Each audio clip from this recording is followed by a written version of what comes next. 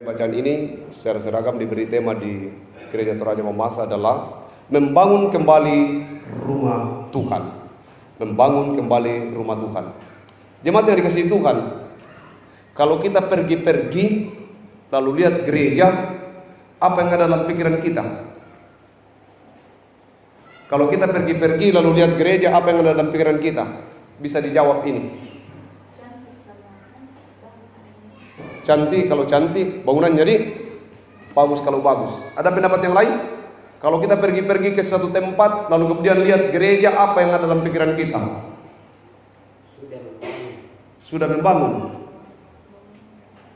Ada lagi? Luar biasa bangunannya. Ya macam-macam sebenarnya, karena itu tergantung dari siapa yang pergi. Kalau saya lihat, pasti kalau saya yang pergi dan lihat, yang pertama dalam pikiran saya, siapa pendetanya di sini? Itu baru dari luar. Kalau saya sudah masuk, saya akan mempertanyakan beberapa hal. Siapa dan siapa dan siapa dan siapa, sampai habis semua saya cari tahu. Tapi yang paling penting itu bahwa ketika seseorang pergi dan melihat gereja, pesan pertama sebagai orang percaya adalah, oh ada orang Kristen di sini.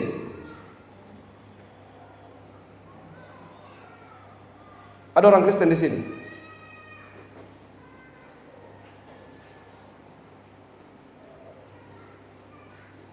Kalau banyak gereja berjejer, apa yang dalam pikiran kita? Lalu pergi ke suatu tempat, lalu ternyata bukan hanya satu, tapi berapa gereja. Di sini, di sana, di situ, di situ. Apa dalam pikiran kita? Banyak orang Kristen dan banyak aliran.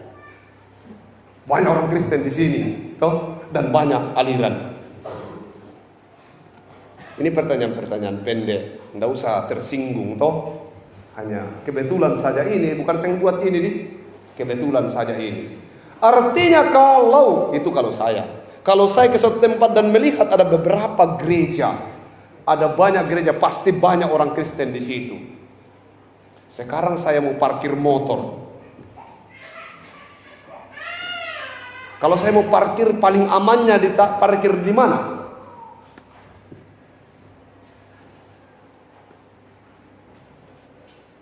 Pasti pertimbangan saya, karena saya pendeta, adalah parkir dekat-dekat gereja. Toh? Kenapa? Saya percaya bahwa orang-orang di sekitar gereja itu apa? Tidak ada pencuri. Pasti orang-orang baik. Tidak ada orang-orang nakal di sekitar gereja. Semua yang di sekitar gereja itu baik-baik saja. Ya kan percuma kita bikin gereja di sini kalau tidak ada perubahan menjadi warga yang baik-baik. Ya kita ke Tawada satu saja, atau ke Kalando saja.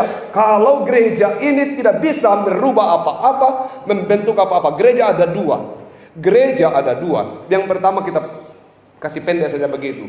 Pertama, gereja itu adalah baitnya ini, eksistensinya, bangunannya. Baru bangunannya saja lihat orang, bilang ada orang Kristen di sini.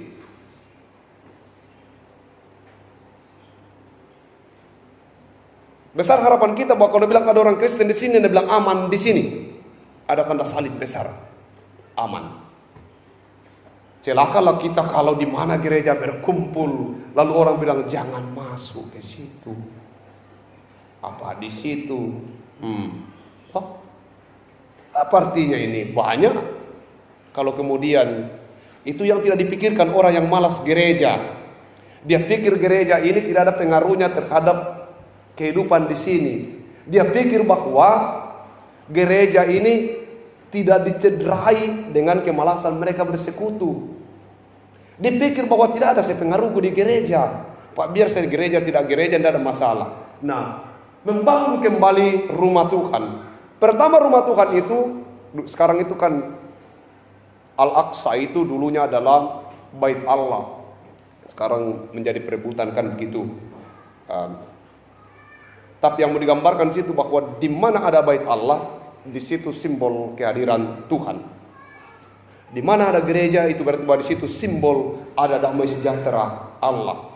Kesenangan yang paling senang dalam dunia ini adalah diam di rumah Tuhan sepanjang masa. Itu kata Mazmur Daud yang bicara begitu. Bukan waktu Daud menjadi gembala, bukan waktu Daud menjadi raja, tetapi dia punya mimpi besar bahwa diam di rumah Tuhan sepanjang masa. Itulah sukacita yang besar. Kalau begitu penting ada gereja. Dan seharusnya paling senang adalah beribadah. Sekarang ini banyak orang tidak senang beribadah. Dan katakan, wah sama ji. Yang pergi ibadah dan tidak pergi ibadah sama ji. Sama-sama jahatnya. Toh? Sama-sama pak gosipnya. Sama-sama semuanya. Ya juga yang pergi gereja dan tidak pergi gereja sama-sama ji. Sama-sama hidupnya, ekonominya dan seterusnya. Itu tidak. Yang orang seperti ini disebut sebagai pengajar sesat. Bahaya itu. Kalau Anda tidak pergi gereja, tidak mau bersekutu, ya sudah, jangan bicara. Jangan ajar orang untuk melakukan apa yang Anda lakukan dengan mengeluarkan Alkitab yang baru. Alkitab baru dengan sama ji. Gereja tidak gereja sama ji. Orang yang gereja juga jahat, orang yang tidak gereja juga jahat. Harus dikasih tahu begini, seandainya saya tidak gereja, saya mungkin lebih jahat daripada kau. Tapi karena saya gereja, makanya kejahatan saya sedikit-sedikit begini. Tidak tahu bagaimana jahatku seandainya saya tidak gereja. Apa yang salah di situ Bapak Ibu? Membangun kembali rumah Tuhan. Hagai pasal 2 ini menceritakan bahwa rumah Tuhan yang sudah dihancurkan itu karena proses pembuangan akan dibangun kembali. Kalau kita membaca sejarah gereja, maka ditemukan cerita begini. Itu 3 kali dibangun ini baru. Ini pembangunan ketiga. Ceritanya begini. Orang Israel berdoa waktu pembangunan yang kedua, dia bilang begini. Tuhan, kalau boleh kami Tuhan pakai untuk bangun bait suci lagi. Mereka berdoa minta Tuhan supaya pakai dia. Toh? Kalau kita berdoa agar kita tidak lagi menanggung pembangunan gedung gereja, mereka menangis meminta kepada Tuhan, Tuhan pakai kami Tuhan untuk membangun bait suci. Pakai kami, gitu.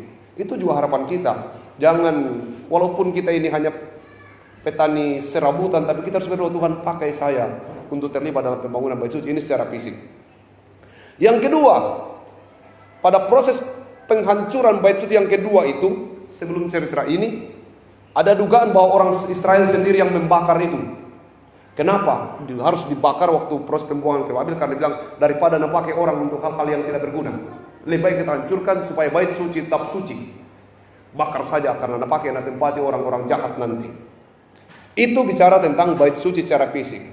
Yang saya mau tekankan di sini adalah kehadiran jemaat di tempat ini, ada gereja di sini, harus menjadi bukti bahwa ada orang Kristen di sini. Dan bukti orang Kristen sudah kita temukan ada di gereja tak. Tidak peduli mau bagaimana bentuk fisiknya.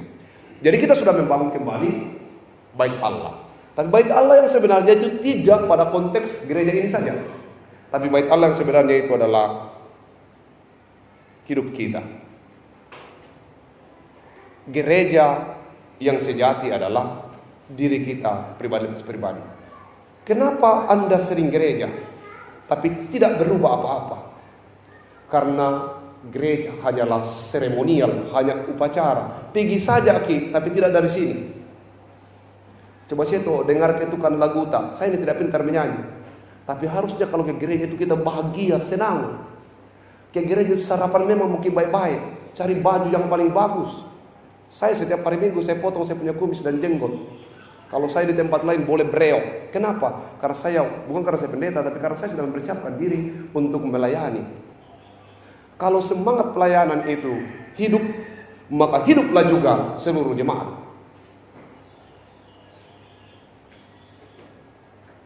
Kenapa banyak? Mana yang paling banyak? Ibadah hari Minggu atau ibadah pernikahan atau ibadah kedukaan? Mana yang paling banyak orang datang? Kenapa? Adakah perbedaan doanya kah? Atau pendetanya kah diganti kalau pernikahan? Atau apa? Kenapa lebih banyak datang di pernikahan?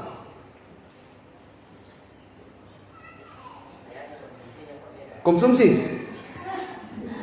Satu. Apalagi? Menyangkut duniawi. Apalagi? Ya? Gengsi. Saya mulai merasa lebih bangga pergi gereja, lebih bangga dia orang satu kampung, harus tanamkan diri tak. Lebih bangga kina dia orang satu kampung lewat, persiapan mau pergi gereja, biarkan mereka menonton. Dan banggalah, Anda harus merasa bahwa saya sedang berjalan di atas catwalk, seperti orang-orang yang sedang peragaan busana. Itu yang dikerjakan orang-orang di pesta perkawinan. Mereka datang dengan statusnya, pakaian yang kinclong dan seterusnya, store muka, bukan karena ibadahnya, bukan. Orang berbondong-bondong datang di situ bukan karena ibadahnya, tapi dia mau store muka terhadap yang punya pesta. Makanya kalau ada ibadah pemberkatan, banyak yang di sana. Yang penting naliam kita pesta toh. Jadi sebenarnya bukan ibadah yang menarik di perkawinan itu. Demikian juga di orang mati. Bukan ibadahnya, tetapi ada perasaan bahwa apa rasanya ceritanya keluarga kalau kita tidak datang, mereka sedang berduka. Padahal yang menghibur apa? Yang menghibur adalah ibadah penghiburan itu sendiri. Jadi di situ perbedaannya. Kenapa menarik? Karena ada hal duniawi yang di dalamnya. Sekarang kita ada di sini, hampir tidak ada yang menarik. Karena persoalan sorga itu bukan persoalan yang menarik sekarang. Memang iblis sedang mencuri perhatian banyak orang untuk lebih tertarik dengan dongeng, untuk lebih tertarik dengan hal-hal yang tidak penting. Mari kita bangun kembali rumah Tuhan. Apa itu rumah Tuhan? Dirita. Banggalah pergi kumpulan rumah tangga. Bangga. Perlihatkan ke orang bahwa Anda bangga karena Anda punya kerohanian yang baik. Jangan nanti mendodos full satu open cup baru digas-gas di kelakson di depan rumah teman. Karena sudah mendodos, dia bilang naik timbangan toh banyak-banyak sekarang. Jangan cuma itu baru kita bangga. Yang harus menjadi kebanggaan besar kita adalah bangga setia dalam persekutuan. Sekarang sudah kita harus mulai catat. Ini kan bicara rumah Tuhan. Rumah Tuhan itu bukan hanya bicara tentang gereja, tapi kita bicara rumah bait Allah.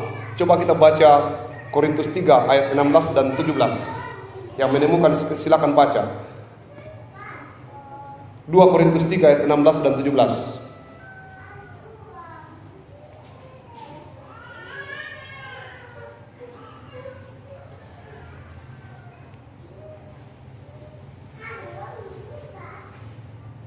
Sudah dapat?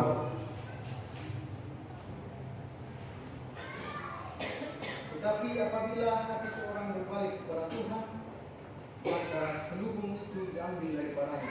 Sebab Tuhan adalah roh, dan di mana ada roh Allah, di situ ada kebenaran. Baik.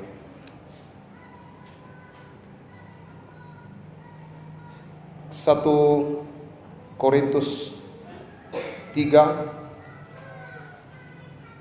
saya bacakan untuk kita ayat 16 dan 17 juga bunyinya begini. Jika ada orang yang bisa, selagi jika ada orang yang membinasakan bait Allah, maka Allah akan membinasakan dia. Sebab bait Allah adalah kudus, dan bait Allah itu ialah kamu.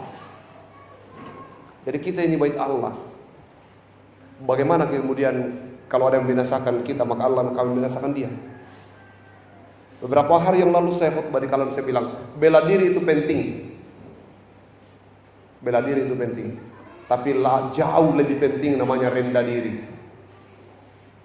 Kalau orang hanya baru punya bela diri, masih bisa bikin masalah. Tapi kalau orang rendah diri, maka dia aman kemana-mana saja. Nah, itu berarti bahwa membangun kembali rumah Tuhan sekarang kita. Saya mau ceritakan begini. Ada seorang pengkhotbah, pekerjaannya berkhotbah di pasar. Orang katakan kepada dia, "Pak, sudah 10 tahun Bapak di sini berkhotbah dan tidak satu orang pun di pasar ini yang bertobat. Berhenti mungkin khotbah, rugi." Begitu. "Pak, sudah 10 tahun Bapak khotbah di pasar dan belum ada satupun orang yang bertobat mendengar khotbah Bapak 10 tahun ini. Berhenti mungkin, rugi." Dia bilang itu Bapak, "Oh ya betul. Tapi satu yang Anda tidak tahu." "Apa itu?" "Saya." "Kenapa Pak?" "Sudah 10 tahun saya tidak pernah bisa dirubah oleh orang yang di pasar. Orang di pasar boleh katakan tidak ada gunamu, tetapi khotbah saya ini membuat saya masih tetap berdiri di sini sebagai orang percaya." Beritakanlah firman. Biar orang di sekitar Anda malas bergereja, biarkan saja. Satu yang pasti, sudah 10 tahun saya menjadi gereja. Memang tidak banyak dan banyak yang tidak mau gereja, tapi satu yang pasti, saya masih tetap bergereja. Begitu. Satu yang tidak boleh, kamu harus tetap setia. Kita harus tetap setia. Sudah 20 tahun saya berdiri di mimbar dan tidak ada orang yang bertobat. Satu hal yang harus saya pegang teguh, bahwa saya akan terus berdiri di mimbar sekalipun orang-orang tidak bertobat. Kenapa? Karena saya berkhotbah untuk diri saya sendiri. Paling tidak masih, tadi saya hitung 18, sekarang sudah banyak. Berapa semua? Masih ada sekitar 30-an orang yang rajin ke gereja. Rajin terus ke. Jangan sampai dikalahkan oleh orang yang malas. Ingat, iblis bekerja lebih serius mengajari mereka untuk mempengaruhi kita. Toh? Kayaknya begitu sekarang. Yang mempengaruhi kita untuk tidak, yang orang yang malas ke gereja itu lebih kuat mempengaruhi orang yang rajin ke gereja. Orang yang rajin-rajin ke kumpulan rumah tangga selalu dipengaruhi oleh orang-orang yang malas. Kamu ikut, musarai kau kalemu dan seterusnya. Itu. Dengan begitu, rumah Tuhan ini harus dibangun. Tidak boleh ada orang yang mempengaruhi kita untuk kemudian menjadi serupa dengan mereka. Ada seorang yang membawa obor. Dia orang buta. Di tengah jalan dia membawa obor, gelap gulita. Orang berkata kepadanya, "Untuk apa kau bawa obor? Nah, kau orang buta. Jangan mau kau bawa itu obor. Tidak ada gunanya. Kau tidak pakai obor, kau pakai obor tetap tidak boleh jalan." Dia bilang, "Iya betul. Tapi obor ini bukan untuk saya. Obor ini untuk orang. Supaya lihat ada orang dari sana. Sehingga tidak natabrak ke sepeda. Karena kalau motor ku dengar, kalau mobil ku dengar, tapi yang tidak ku dengar itu sepeda. Jadi obor ini ku kasih nyala hanya untuk memberitahu ke orang bahwa adakah itu di sini, jangan sampai menabrak kau." Demikian juga sebenarnya hidup kekristenan kita itu. Kita harus terus menyalakan terang. Orang boleh bikin apa-apa di luar sana, bercerita banyak tentang gagalnya persekutuan. Iblis sedang bekerja untuk itu, tapi rumah Tuhan harus dibangun dari sini. Kita harus bangga berbicara yang baik. Kita harus memulai memang berubah. Kita yang rajin-rajin ke gereja ini, jangan hanya ke gereja toh, rubah betul juga hidup kita. Jangan, memang tidak bagus juga kalau pulang dari gereja langsung tampar istri. Memang Kenapa gagal begitu? Tidak bagus juga kalau baru pulang dari gereja sudah hamtan suami, pokoknya mak nepe-nepe terus. Tidak bagus juga. Itu demikian juga sebenarnya menjadi pendeta, menjadi majelis gereja. Harus jaga diri, no? Harus jaga tutur kata, harus jaga tindakan, supaya orang jangan dihujat dari kita. Memang orang akan berkata, toh rajin ke gereja, tapi buktinya gitu. Kita harus berubah, kita harus kasih tahu ke orang bahwa saya rajin ke gereja dan ini buktinya. Saya sudah mulai lebih baik. Saya sudah mulai lebih menyayangi istri saya. Saya sudah mulai menyayangi anak-anak saya sudah mulai mengontrol cara saya bicara. Saya berubah. Kenapa orang tidak berubah kalau datang ke gereja? Karena dia tidak berjumpa dengan Tuhan. Dia hanya mendapat perintah dari mimbar. Dia tidak merasa bahwa anak puang dewa atau anak kupenganian. Tuhan betul yang kupuji, Tuhan betul yang kusembah. Sehingga dengan begitu saya tidak akan pernah tersinggung dengan khotbah apapun. Karena memang harus kembali ke dalam kehidupan kita.